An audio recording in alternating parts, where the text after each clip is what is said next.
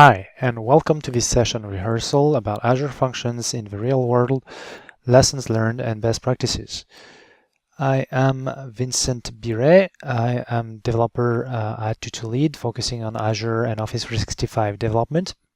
I'm also a Microsoft Office Dev MVP now. I've been a SharePoint MVP and Office Servers and Services MVP for a couple of years. And if you want to reach out to me, here's my Twitter handle, here is my blog, and so on and so forth.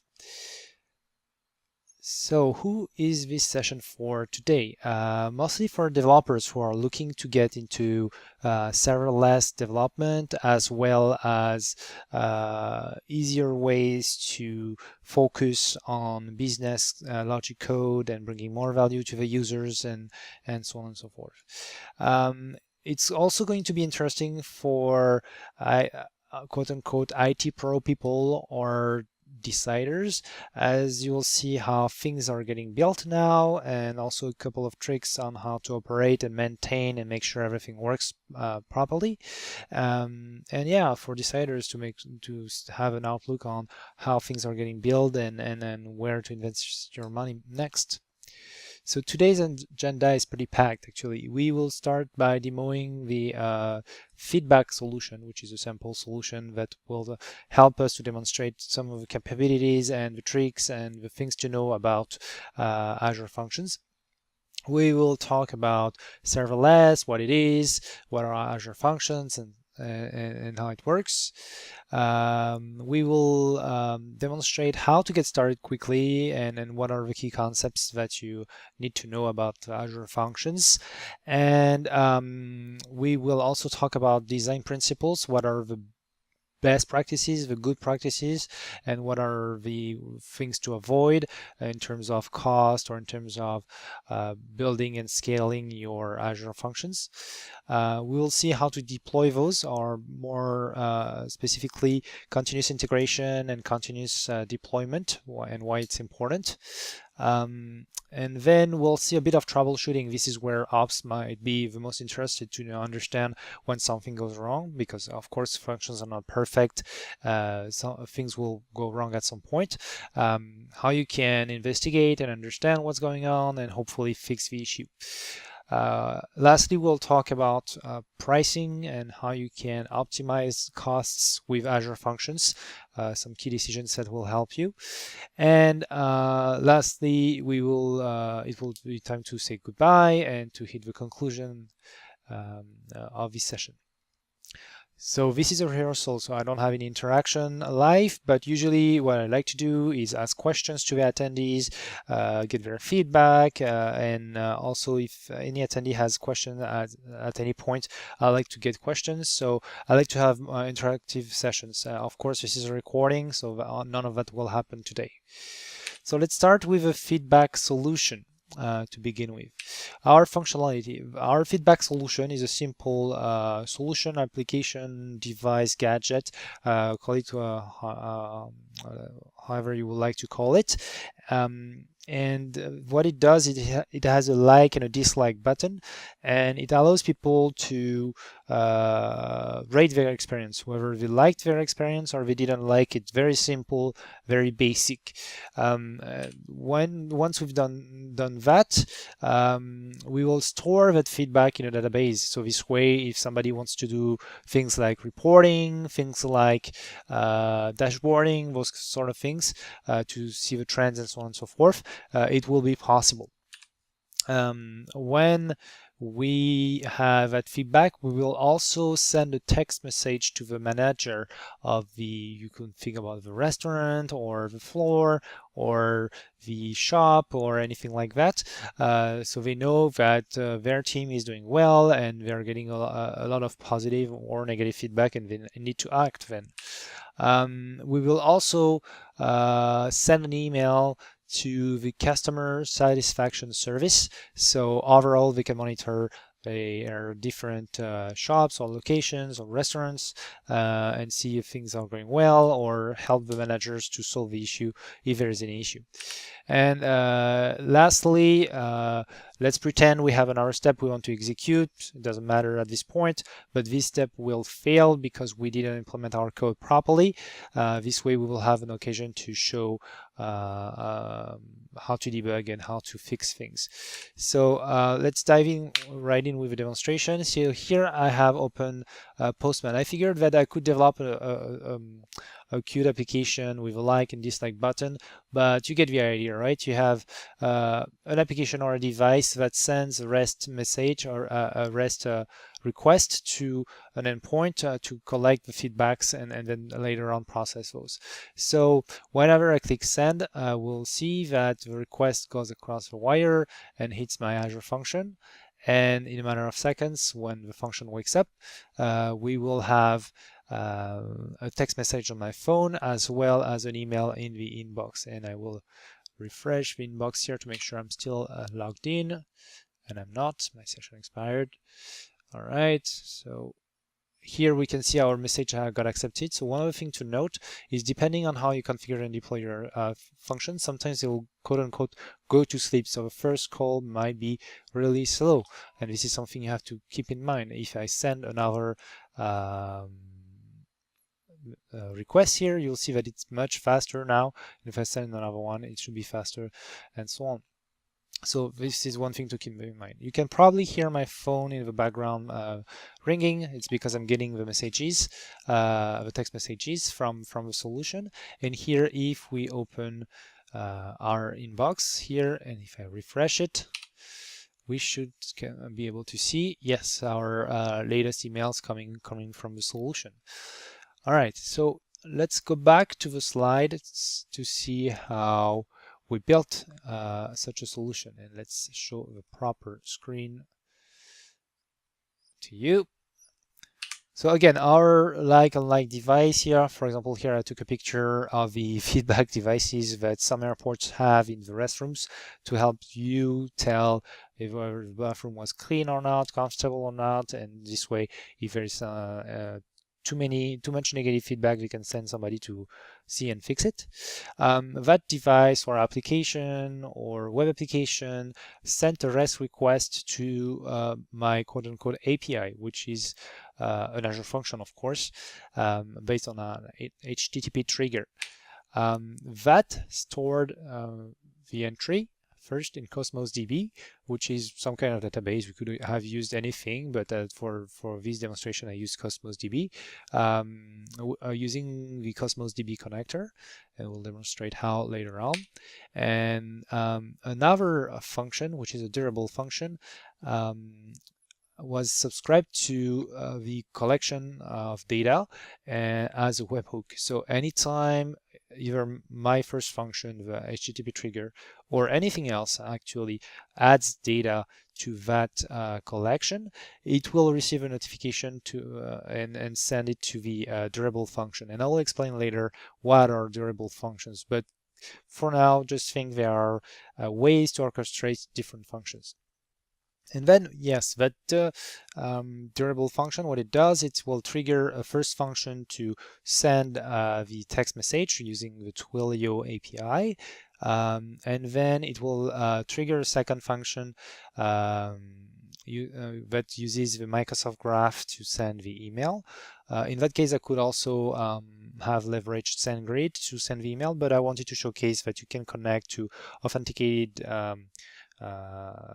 data sources or connectors or APIs and especially with Microsoft Graph, because I think the combination of Azure Functions plus Microsoft Graph is really powerful in the Microsoft ecosystem. And lastly, it triggers another function. This one just throws an exception, it fails, right? And just to make sure that everything goes well and everything is working properly, we have set up application insights as a telemetry agent or an application monitoring performance monitoring solution to make sure that everything runs smoothly and it's fast and it works properly and so on and so forth. So this is on a high picture, on a 10,000 feet view, how the solution is built and architected, and we will dive into the details right now. So let's start with Azure Functions. What are those and so on? let's back up a little bit and think about the history of computing. 15 years ago now, time flies, whenever we wanted to ship another application or another solution to our either customers or internal line of businesses, we had to consider a lot of things. And when I say a lot of things, I mean also physical constraints. So way back then, the project, of course, we would have to develop and test and deploy like we're used to, but other considerations that we would have to think about would be things like, do we have a server to host the application that's powerful enough, that's set up in terms of OS, that has electricity, connectivity, backup, or even a secure physical place to put it, right? So usually companies would have either a rack under a desk for the smaller companies, or services dedicated to that, and you would have to fill in a request, and that would take ages to get provision and to have a server. And even when you got the server, you still had to install the OS, patch it, install applications on top of that, patch those, configure all of that, and finally maybe you could deploy your applications. So that was a lot of stress added to development teams and infrastructure teams, and it was reducing, augmenting actually the time to market for any application or line of business solution, as well as reducing the efficiency and the added value of the overall team. After came first virtualization, and then hosters, and then IaaS, so infrastructure as a service, and those alleviated a few concerns, mostly the physical ones.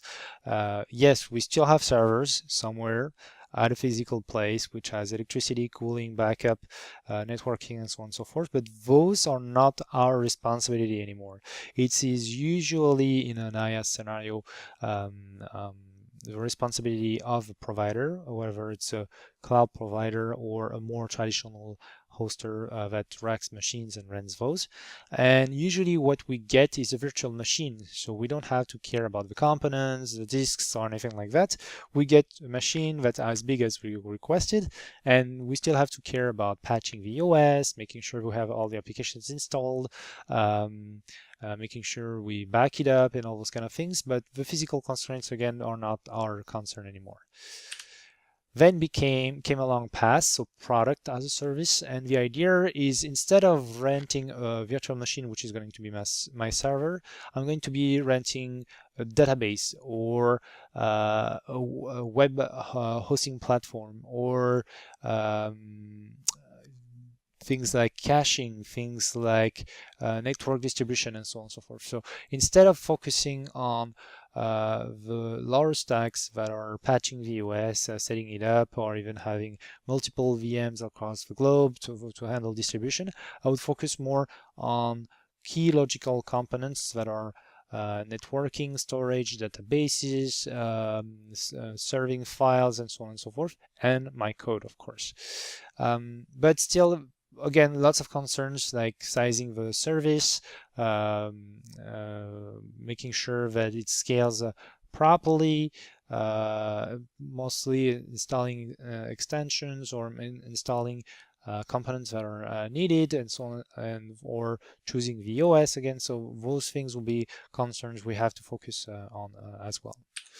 So serverless is the extent and the evolution of PaaS, platform as a service, and they like the notion of serverless is to abstract your code and your service from any server notion at large. And with that movement, you want to focus as much as possible on your line of business logic, because where you as a developer bring the most value to your company is when you focus on automating or digitalizing or helping your your frontline users with technical solutions that you bring, making sure that things that only your companies knows how to do because they have some knowledge, they have some experience and so on and so forth. Well, you help them translate that into the digital world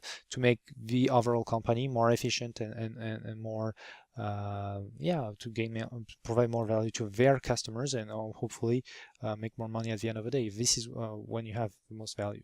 So with that in mind, of course, what you want to focus is line of business code and nothing else. Everything else is support activities. They help hosting, providing a service, providing that value, but they're not net new value you're providing. So serverless wants to abstract all those notions away, and all those notions will be taken care of by a serverless service provider. It could be Microsoft, it could be Amazon, it could be Google, it could be a bunch of those, and you focus solely on your line of business code. So your two questions basically should be how do I deploy and how big my service is going to be in terms of scale and workload, and that's it. And then you can focus on, again, that line of business code and delivering value as fast as possible and the most value as possible. So the definition is, first you have an abstraction of servers or physical constraints or all those kind of things. You don't care about that anymore. You care about your application. The scale should be instant driven. If you need to be able to handle 10 billion requests from 1 minute per minute for the first 15 minutes and then just 100 requests per minute on the next 15 minutes, well, it's not your problem. Your code should be designed so it is able to work on within those conditions, of course, but the scaling up, scaling down, scaling out, scaling in of a service should not be your concern. Of course, you'll be charged for that, but again, you don't have to focus yourself on that specifically. And yeah, talking about charges and billing, well, you only really pay for what you really use. Because when you investigate a bit more about Azure pricing, things like Azure VMs or things like even web apps, when they say, yeah, you only pay for what you consume, it's not exactly true, in the sense that sometimes they say, yeah, like phone providers, for example, used to do a while ago, every minute you start is a minute due, and so on. So they kind of charge you for the time, for half the time or times that you partially use, right? Because they are not capable for some services of measuring your usage more precisely than every hour or every 10 minutes or something like that. So they charge you for that. In case of the serverless movement, the idea is if you use 10 million requests for 1 minute, well, you get charged for exactly that and nothing else. So this is also a big advantage, because it usually means cost savings at the end of the day. So yeah, in terms of benefits, what you'll get is, because you focus more on your business logic and lots of our concerns are abstracted away for you by the provider, you can focus also on things like setting up DevOps practices and processes in place. You can focus, as I said many times, on the business logic, and all of that should mean that either you are more efficient, so you have a reduced time to market, or you ship more value for the customer in the same time. And yeah, Azure Functions are Microsoft answer to the serverless movement, as opposed to Amazon Lambdas or Google Solutions as well, and so on and so forth. In terms of languages, Azure Functions, they support 9 different languages. Some of them are still in preview, so they support C#, JavaScript, TypeScript, F#, Python, Java, PHP, PowerShell, Bash, and Shell. And the only ones that are today supported in production are C#, F#, and JavaScript today. One of the important notions of Azure Functions is they are based on extensibility and connectors. They embed the logic of scaling out, scaling in, up and down, also the distribution of messages, and so on and so forth. All of that is part of the Azure Functions, but They also have an extensibility model to be able to connect to different data sources, things like DocumentDB, Microsoft Graph, Service Bus, or the Azure Queues, Twilio to send messages, SendGrid to send emails, and so on and so forth. Usually the question I get is, how do I choose between Azure Functions and other means? Well, it comes down to that ugly graphic I tried to put together. The more simplicity and focus on the business logic you want, the higher you will get on that pyramid, right? And today the highest you can go is Azure Functions as a development solution. The more control you need and the more complexity you will have, the lower you'll go on that pyramid, right? So if you are working for, let's say, a military organization, you might need to care about the security and how it's enforced, and do we have, I don't know, any kind of weapon to defend the servers and so on and so forth. So you might choose to go, yeah, we need to actually buy servers and rack those and provide network cooling, electricity, and backup power, and so on and so forth, right? That might be a good solution in your context. Usually, most of the people now are okay with delegating that to a provider. So the next logical step is to do IaaS and to rent a VM instead. And again, some care about that because they have this very specific of medical imaging system that doesn't is not available on anything else unless you install it on a VM. Some don't, right? The next logical step are cloud services or templated services that allow you to care about the template of a service and the apps, but not the OS specifically.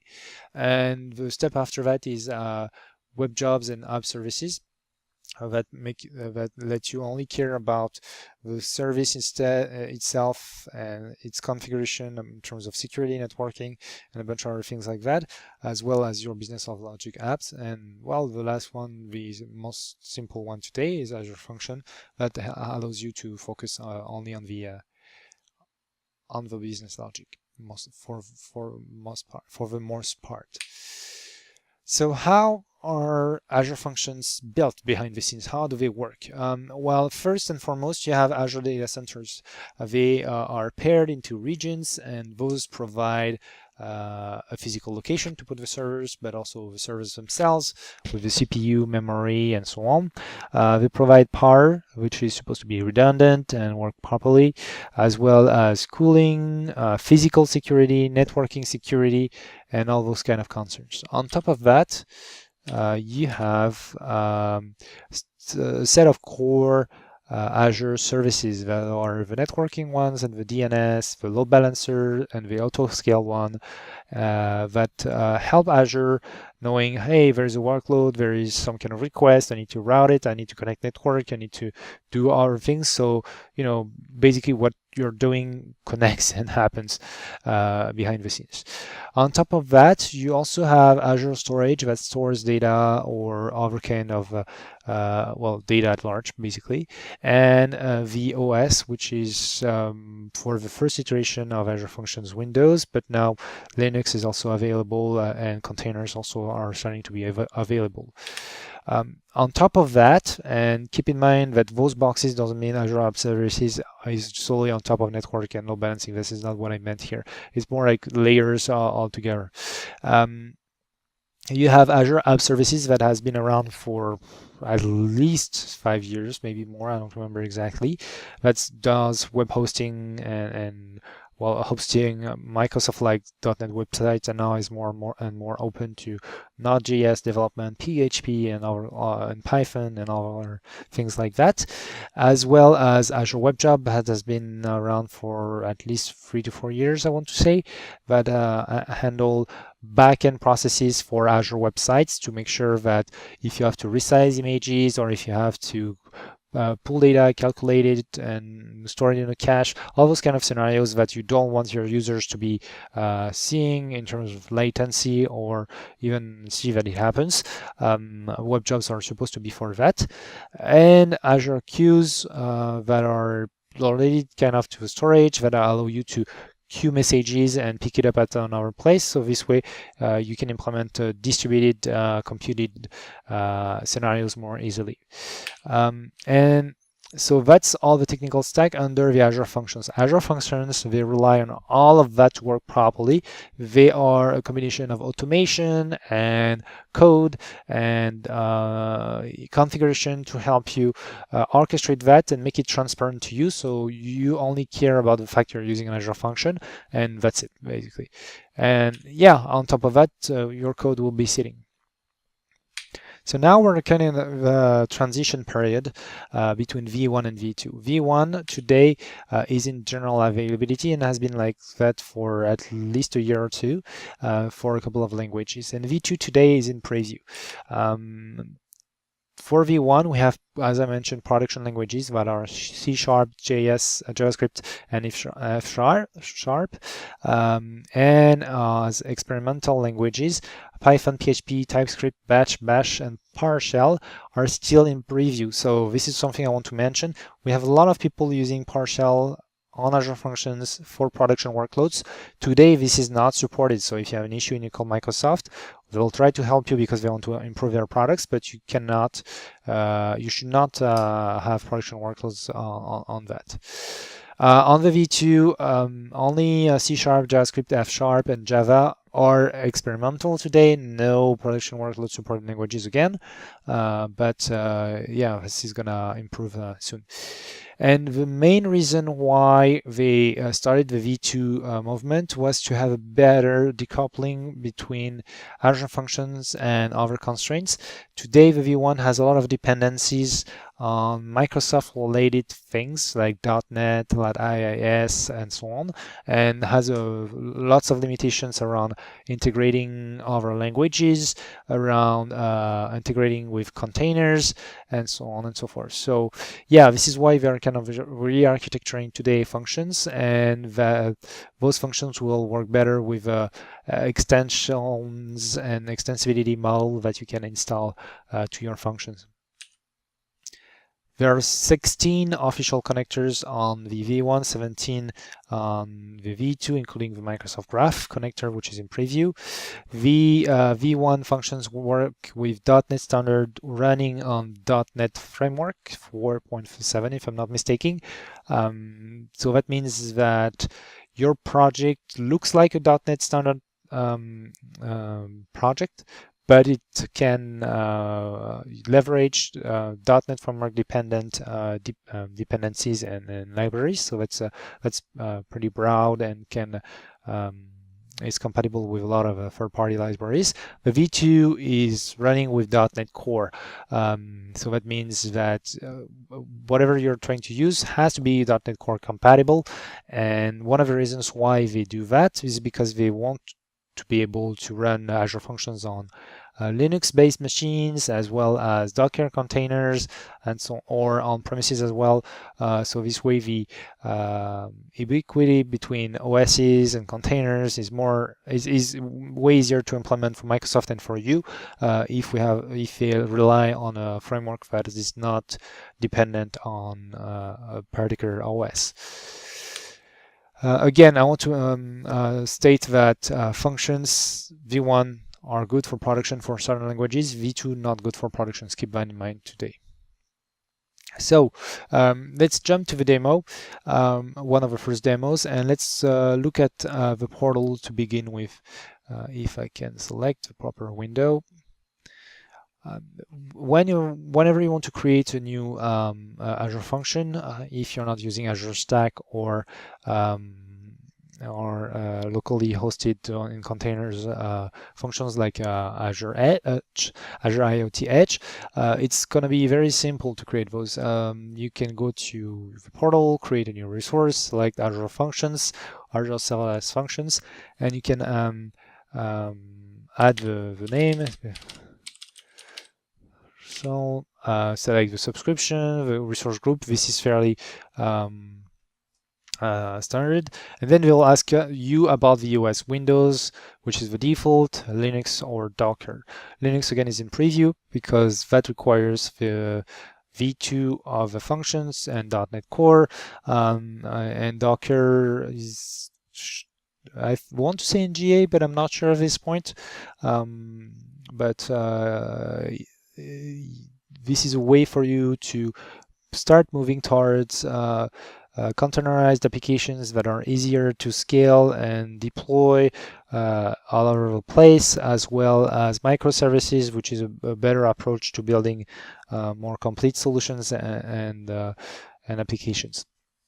In terms of hosting plan, we'll come back to the consumption plan and the information. Of course, it will ask you about allocation, and it will ask you to create or reuse an existing storage. And this is because it's relying again on Azure Web Apps or app services, and those app services well, they create logs actually, because whenever something happens, good or bad, those generate logs that you can later pick up and debug. So this is another question you'll get. The last question is about application insights. I would say it's on by default, and I think it's a good thing, and you should always leave it on by default, and we'll see that why later on. Whenever you hit create, that's going to take a couple of minutes, and then you'll have your function ready to be used. If we go back to the slides and we talk about getting started, we will see that we have a couple of different ways to use and build Azure functions. Those options range from a very low install heavy or configuration heavy solution. You can go right away from the portal, edit a function and write the code and save it, and then your function is ready to go. You don't have to install anything, you just need a web browser. It's friendly. The only thing is, you have, besides a button to test it, you have very limited tooling available to you, no source control. So this way of editing Azure functions is very good for prototyping. Often I use it because I want to run some piece of .NET, or I want to run some kind of data migration code, or I want to prototype an API quickly, and I don't want to fire Visual Studio, start building stuff and deploying stuff. So because it's much faster, I like to use that instead. However, again, if we're building larger application, this is more likely that we will want to have a better IDE or a better editing experience. Let's suppose you're going to be doing .NET or JavaScript-based development, because again, you could be doing a lot of different other languages. Then you have two main options. The first one is using Visual Studio 2017 with the notion of having the web dev tools installed as well as the Azure tools installed, and you will have all the templates, the tooling available to you to build new Azure functions. The other lighter option, if you don't have the full Visual Studio installed or license for that, you can use something called the Azure Function Core SDK or tools or CLI. They changed the name a couple of times, with and in combination with Visual Studio Code. Visual Studio Code is perfectly capable of handling .NET projects, especially .NET Core projects, and the CLI dedicated for Azure functions will help you get started and well, build, deploy, install extensions, all those kind of things we'll see later on. How does it usually works? Well, you pick a language, and that's easy because you know what languages you know, and your team has a preference in terms of languages. Usually for Microsoft friendly shops, it's either .NET or TypeScript, and then you pick a trigger. Well, this comes to your application and the architecture of your application. Triggers are things that start the function and will start the code executing and so on and so forth, and they can be things like an HTTP trigger that's effectively exposes your functions with an URL on the web that you can execute requests again. So those are good to building APIs, for example, or webhooks or other things like that. And you have all sorts of kinds of triggers, things like reacting on things being put on the storage, things like reacting on a queue, on message on a queue, and so on and so forth. Then you can add some inputs and outputs as their names suggested. Inputs are connections to things that you'll get in as the trigger executes as well. And outputs are things that you will get out of a function as a result of your process, and will connect to other things to your store those or send those or whatever it is, right? Inputs include things like HTTP request for an HTTP trigger, the body of a message on the queue, the document on the document DB or on a Cosmos DB that has been inserted, and so on and so forth. And outputs are very similar, but it's on the way out, basically. Then you focus on writing the business logic, you test it, you deploy it, and so on. You scale your service if you need to pick a proper size for a service, and I'll come back to that at the end of a session. And you're ready to ship to production. This is a much simpler workflow than traditional application development. So when we talk about Azure Functions v2, again, one of the big changes is this model of extensibility and installing extensions. So how can you register an extension? Well, it will depend on the language you picked, and usually they will rely on the dependency manager of that specific language, which is NuGet for .NET projects, which is NPM for JavaScript, TypeScript projects, and so on and so forth. You can either use a portal, so whenever you click on a new template that leverages extensions that you have not installed or leveraged before for that specific function, it will ask you, hey, do you want to install it? Okay, next. And you will have that extensions with a new template installed on your Azure function. You can use the Azure Functions Core SDK. We'll show that later on. And of course, NuGet, as I mentioned. For NuGet, look for microsoft.azure.webjobs.extensions.something packages. They have a naming convention, so that will help you identify what are Azure Functions extensions from just other third-party libraries. The only exception to that is the service bus. I don't know why exactly, but we didn't follow the naming convention. And yeah, once you've done that, you can add a binding to your function, and I'm going to show that right now, actually. So when you want to start a new project here, you can, let's start with Visual Studio, because most of you will be familiar with that. You can go from File, New Project, Start. Here I have a shortcut, and it's going to be under your language, under Cloud, and then you can select Azure Functions. So here I'm going to start a new project, and the first thing it's going to ask you is, hey, do you want to build a function v1 or function v2? And then what trigger or what template do you want for that function? So here we'll build an HTTP trigger to begin with. And lastly, in terms of access rights, how do you want this function to be exposed? For everybody and anybody, or for anybody with a key to this function, or for anybody with a key to all the function namespace you're currently using? So that's a way to secure Azure Functions. Another way would be to set up authentication. I'm going to talk about that later on during the session. So here I'm going to pick Azure Functions. It's going to create everything I want to create for me, and in a couple of seconds.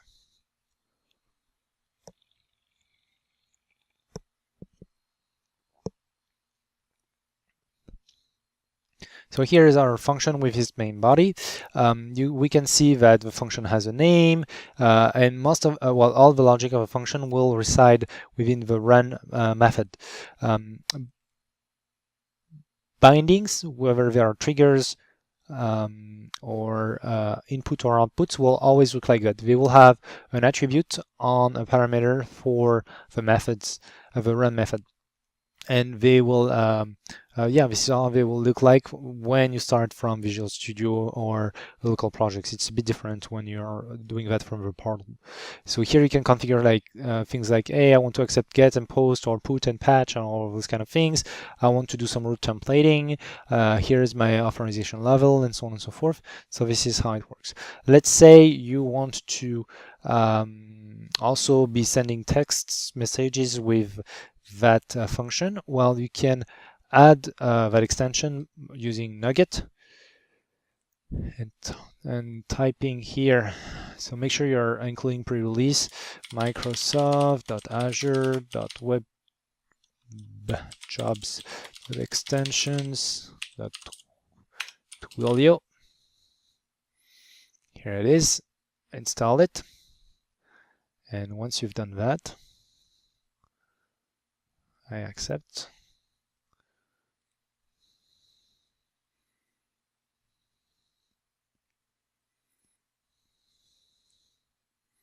What you can do here is add another parameter to your function. It's going to be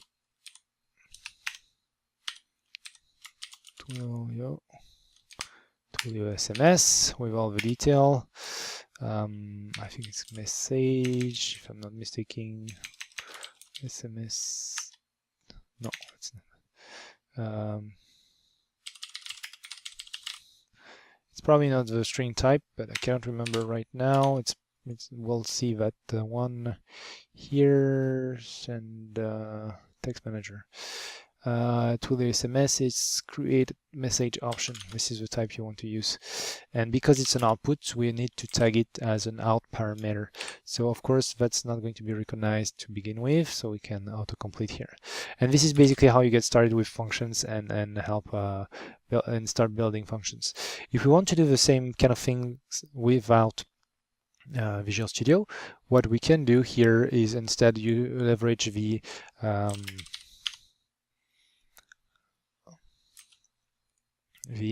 CLI, and here like that. And the first thing we're going to be doing is creating the project again. That's done using this command here. I'm lazy, I don't want to type. So that's going effectively to create our project for .NET project. Function CLI is only supported for V2 functions, not for V1 functions. Then if we want to list out all the templates we have available, we can do that this way. Term 2, oh, sorry. I also include my comment, which I didn't want to do. And then if we want to add a new function based on a template to our project, here, this is how we do that. Function new C# template, language C# template HTTP trigger, and the name of the function. And lastly, let's say we want to install the Twilio extension.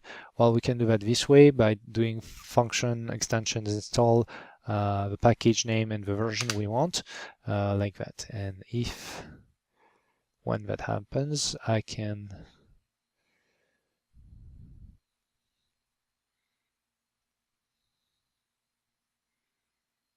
I'll take a couple more seconds. Code. We can look at the project and what it looks like. But here you'll see the structure is very similar with triggers, with the template, the function name, and so on and so forth. So let's go back to the slides now. Let's talk about building the functions and durable functions. Here. So a regular function problem is that whenever you start building those, you will get a lot of different functions, and or you'll get one big function that takes forever to execute. One good design pattern is to break it in different functions in modular pieces of code that are easier to reuse, that you have more control over, that have different separation of concerns. One talks to Twilio, one talks to the graph, one talks to other workloads, and so on and so forth, right? All of that is going to be easier to maintain overall and to reuse.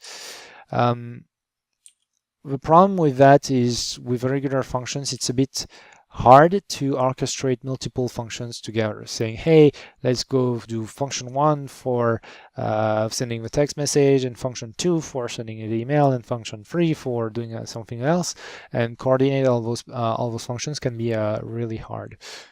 So Microsoft came up with durable functions a while ago, and the idea is it's a composition of functions. You will have an easier way to implement orchestration and to coordinate various functions. It's backed by Azure Queues, load balancer, and all the nice and sweet things you get from Azure Functions. So again, because you implement that and because you don't have one long-running function but multiple functions were doing different things, it's going to help the Azure Function runtime or environment, call it whatever, understand what's going on and scale your service properly for you. So you have different pieces when you do that. You have first a client, an orchestrator client, an orchestration client, sorry, that starts a sequence basically. And then you have an orchestrator that will receive those requests. So effectively an orchestrator can have multiple clients if it's necessary, and will say, okay, I'm going to be in charge of controlling the logic of different activities, saying, okay, let's do activity 1 and then activity 2 and maybe the activity 3 and so on and so forth. And yeah, as you probably already guessed, activities are parts of a sequence that holds some business logic or some infrastructure logic. I will be talking to this or that component or service on the backend. So here, if we look at our function project, we will see that for the notification, instead of implementing one big function, I split it into different functions. So first we have the Cosmos DB webhook. So again, remember that every time something is added to my Cosmos DB collection, I have a webhook reacting on that and being notified. So that happens thanks to the Cosmos DB trigger, and I'll get the document as an input, and as a parameter, as another input, I'll get the starter context or the client information to start orchestration. So here, every time I get a bunch of documents from the webhook, because I can get multiples at the same time, I'll say, hey, okay, let's get all those documents and then start a new orchestration process for one for each of those received new documents. And yeah, and that's it for that function. It only does that. So that function is effectively going to execute very quick because it only takes in new documents, and you don't want webhooks to take lots of times anyways, and then dispatches it on orchestration sequences at the end behind the scenes. So if we navigate to the orchestrator here, you'll see my function orchestrating the sequence again starts with a trigger, which is an orchestration trigger. It will receive a context as a parameter, and then what it does, it will call multiple different activities. The first thing, it will call the text manager activity to send out the text message, and then the send email, and then the failing step. If we look at the text message, this one has a activity trigger as a parameter. We'll get the item we're working on as a parameter as well, and then as an output we'll be able to send text messages out there using Twilio. So we'll just use the content and craft a text message and go send the text message.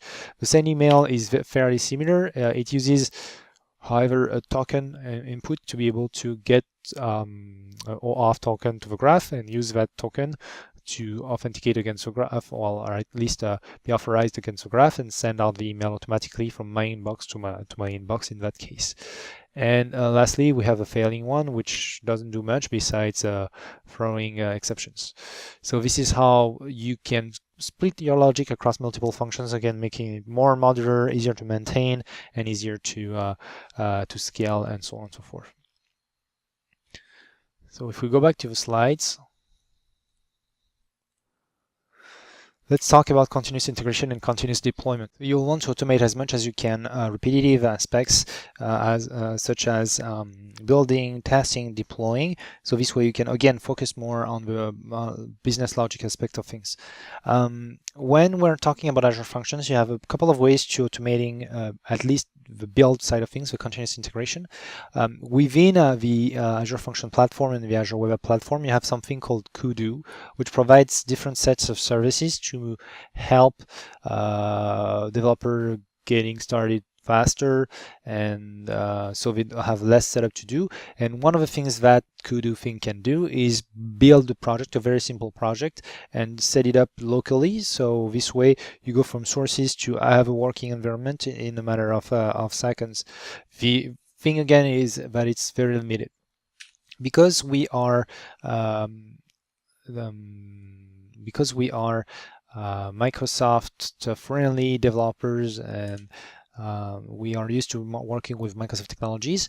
I listed out TFS, or Visual Studio Team Services, which is basically TFS Online, as a way for building and testing automatically. This will be a more suite complete and integrated with an IDE and with all the other tools of Microsoft, a solution, and that will provide much more capabilities to the developers and the development team. And of course, you don't have to go with a Microsoft branding solution. If in-house you have Jenkins, Circle CI up there, or any kind of our software factory or software industry tooling, well, that's good as well. It might require a bit more setup, a bit more configuration, but that works very well. So again, continuous integration is going from I have sources to I have sources that I trust because it's been tested automatically in unit testing, and I have a package ready to deploy. That's what continuous integration is about. Then we have another notion, which is continuous deployment, and that's going from I have that package to it's deployed to an environment and it's working properly. Again, the Kudu build system, it's all in one piece, so it does that for you, but it's very limited again. And you have Visual Studio Team Services that does that and supports an official environment, approval, and so on and so forth. That's way better at doing that. And of course, if you already have things like Jenkins, Circle CI out there, and so on and forth out there, like don't reinvent the wheel on VSTS, you can use those as well. For both continuous integration and continuous deployment, my choice will be using Visual Studio Team Services because I figured this is what you guys will be the most interested in. So I will show you that. Lastly, one very important notion of building functions is that, again, you have a difference between V1 and V2. V1 are basically ASP.NET solutions, and they can be deployed like an Azure web app using all the Azure tooling that's in the STS. V2s are more like an ASP.NET Core project, so they will use more of the ASP.NET Core command line tools to be built, tested, and deployed lastly. Tooling changes a bit, but the principles are basically the same. And one other important thing is that the configuration aspect of things. You want to avoid as much as possible hard coding any configuration value into your functions. That goes from the connection strings to any kind of setting or even any kind of switch. When you do local development, the local.settings.json is very practical because it's just a file. It's here. You can edit it and you can read from it right away. But when you go to production, you want to leverage the Azure app settings, which I will show later on. And those can be deployed, those can be set using either ARM templates or command line if you want to automate also the distribution of settings and the configuration and do things like configuration as code and so on and so forth. Lastly, if you want to store secrets like certificates, like passwords, like or things like that, you should also be looking at the Azure Key Vault. All right, so let's look at demonstrations. Here I have first a build definition for my Azure function project. So I don't have the time to explain everything and anything that can do the Azure VSTS build system, but keep in mind this is a build definition. This is a template that will happen every time I queue a new build, and that template contains a set of tasks or a set of steps that need to be completed to go from I have source code to I have a tested package that's ready to deploy.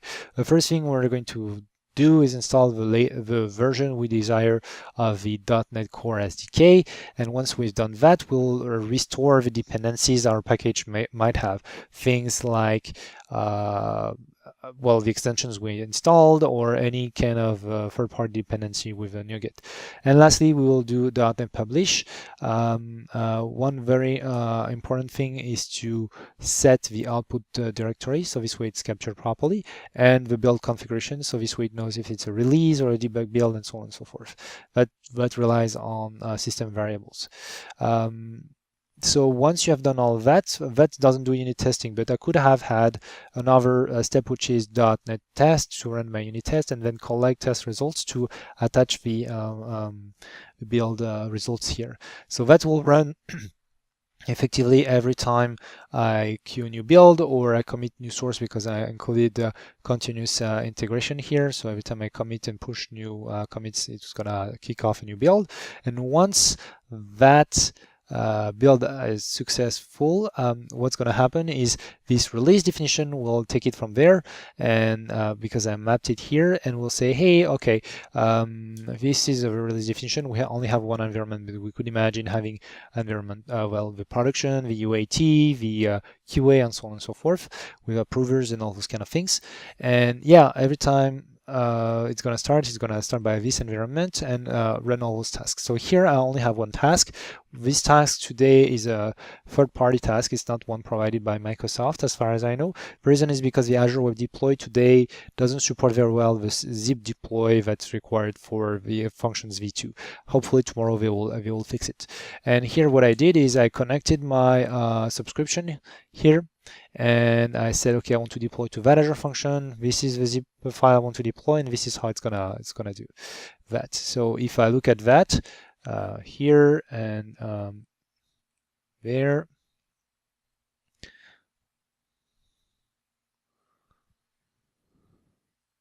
if it wants to load at some point, we can see that if I click on my release here, I have other occurrences that are releases, and here builds. So builds are based on build definition, releases are based on release definition, and you'll see that some were successful, some were not, and I have all the logs and the details, but at the end of the day I can deploy automatically. So this is something very important to do.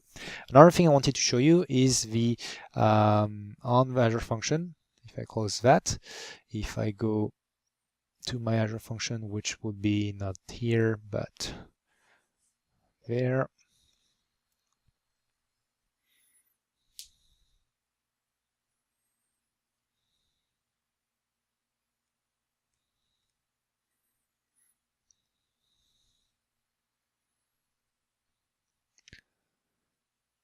I can go to the application settings. So again, Azure functions are based on top of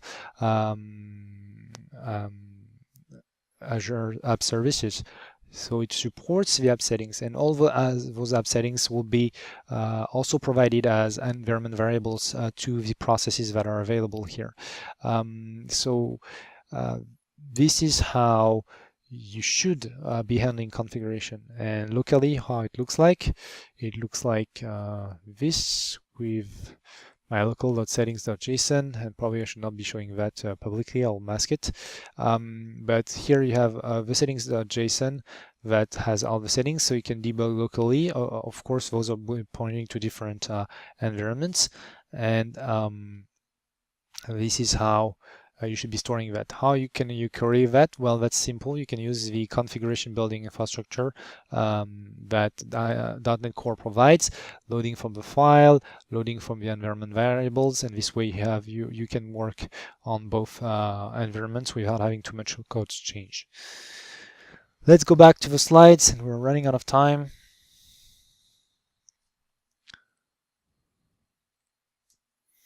So now let's talk about troubleshooting and monitoring. Application telemetry is the key. If you have to remember something, is you should not be deploying applications today without, of course, unit testing, but then once it's deployed, application telemetry. And functions have a default logging infrastructure. I don't know if you noticed that, but I have a ilog parameter for each and every functions. And that logging infrastructure can be connected or plugged with application insights. Application insights is a application telemetry solution based on Azure. It's very popular. It's been here for years.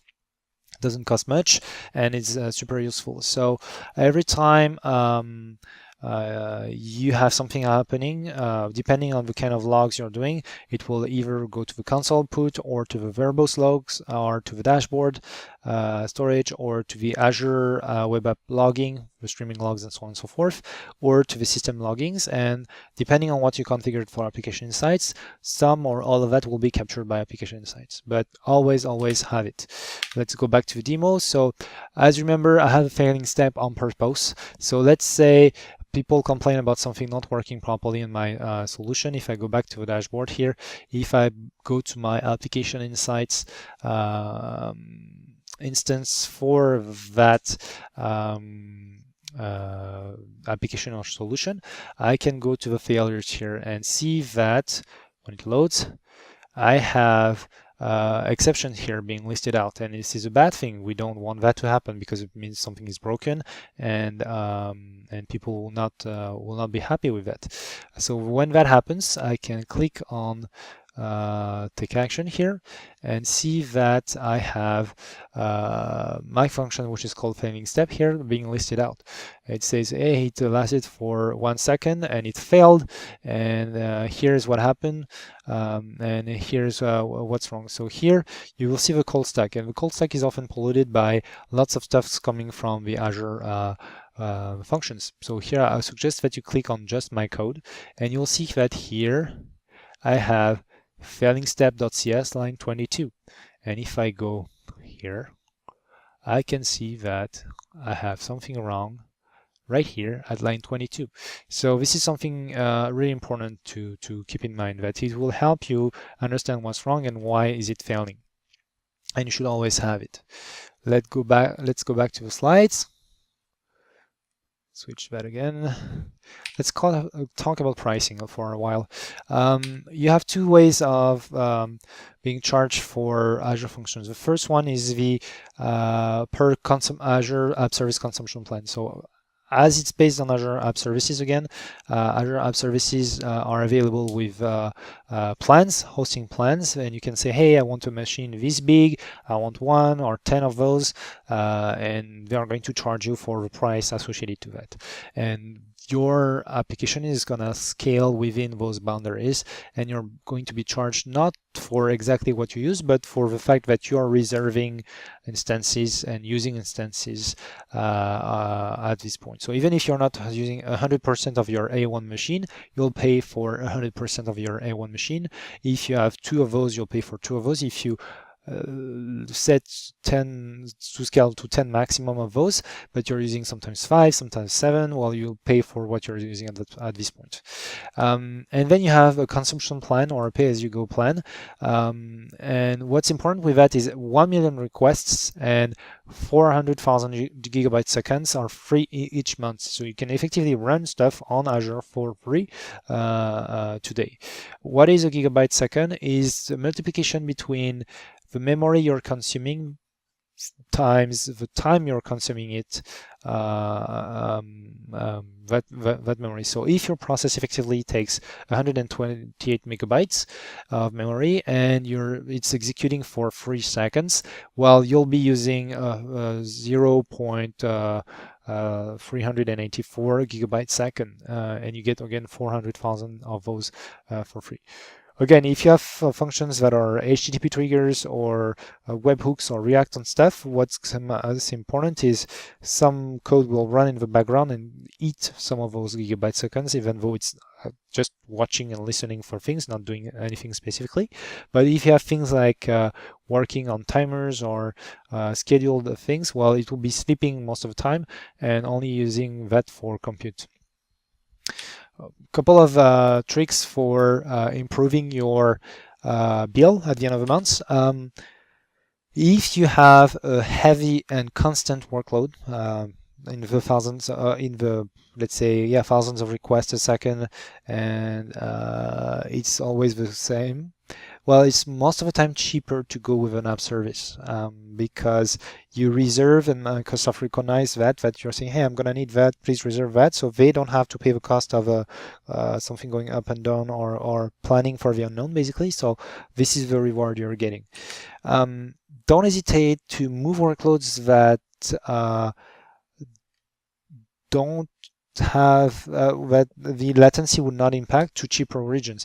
The prices are always per region, because on a specific region, well, you might need more or less cooling, the electricity is more or less expensive, network is more or less expensive, and so on and so forth. So if you have something processing images in the background and that doesn't impact directly the user, well, why not moving it to the cheaper regions? So this way, if you have a lot of those, well, it's going to be a matter of cents for most of the workloads, but if you have a very big workload, that's going to start to matter at the end of the month. Don't forget that you also still pay for the storage, but paying the dashboard. This is not free, so it's not a lot, but this is something you have to consider in your when you are thinking about the architecture and designing and the price and the cost of the solution. And Azure service plans, if you have those, if you have multiple solutions, it's good if you can, you don't have to, but if you can combine those, because again, a machine is going to be sitting here most of the time, if you have multiple solutions combining it, well, you'll make the most out of this machine. Okay, but that comes also to more complexity for management, as well as potentially one solution is going to impact the other one, so it really depends on your context. Also, always use auto scaling. Auto scaling comes from free, and it will most of the time save your life, because you'll be able to take a smaller machine for most of the time when it's sitting here idle and using only 20% of this CPU, and auto scale to lots of smaller machines when you have a bigger workload. And that's very interesting, and it's usually cheaper than going with one big machine. And it also can handle, well, varying workloads, basically. And lastly, always keep in mind that multiple small functions is always cheaper than a big one that runs once, especially when you think about the ones that fail and you have to rerun. In terms of conclusion, well, serverless is allowing us developers to focus more on the business logic and add true value to our company. Functions are not only serverless, but they're also plug and play and extensible. We can connect to a wide variety of different services and systems in the backend. So yeah, this is something also you should keep in mind. Durable functions are very game changer, because they help us, again, break into smaller pieces, split the workload, making it easier to manage and maintain and scale and so on and so forth. And it's also transition to microservices and those kind of approaches to software development. CI/CD again saves us even more time, allowing us to focus more and more on the business logic. And also keep in mind that you always have to keep everything in check with telemetry, because even if you went through QA, unit testing, it's been in production for 6 months, it's cloud, things change, things can break, so make sure you have something watching what's going on. And all of that now costs a fraction of what it used to cost a decade ago when we had to start new projects. Other sessions around Azure Functions at the SharePoint Fest Seattle 2018. There is Bob German. He has 2 sessions. Addis has 1 session, and I have another session tomorrow, more about the integration with Microsoft Graph and the SharePoint framework. Thank you very much. Don't forget to fill the evals, and yeah, have a great day, and I hope you had a good time. Bye.